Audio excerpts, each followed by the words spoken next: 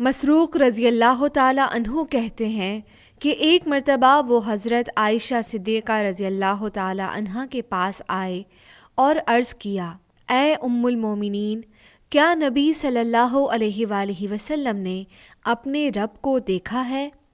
انہوں نے فرمایا، سبحان اللہ، تمہاری بات سن کر تو میرے رونگٹے کھڑے ہو گئے ہیں۔ تم ان 3 باتوں سے کیوں غافل ہو؟ جو شخص بھی تمہارے سامنے یہ باتیں بیان کرے وہ جھوٹ بولتا ہے۔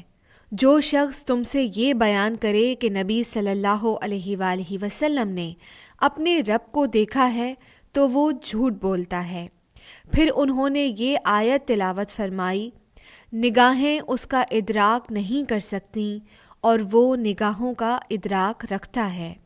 نیز یہ آیت کہ کسی انسان کی یہ طاقت نہیں ہے کہ اللہ سے اس کی باتیں کرے سوائے اس کے کہ وہ وحی کے ذریعے ہو یا پردے کے پیچھے سے ہو، اور جو شخص تمہیں آئندہ کل کی خبریں دے وہ جھوٹ بولتا ہے۔ پھر انہوں نے یہ آیت تلاوت فرمائی، اللہ کے پاس قیامت کا علم ہے، وہی بارش برساتا ہے اور وہی جانتا ہے کہ ماؤں کے رحموں میں کیا ہے۔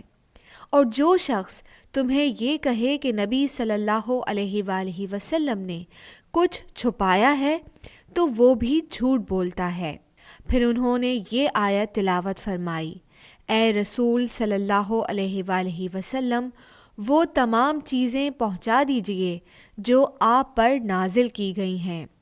البتہ نبی صلی اللہ علیہ وآلہ وسلم نے حضرت جبرائیل علیہ السلام کو 2 مرتبہ ان کی اصلی شکل و صورت میں دیکھا ہے۔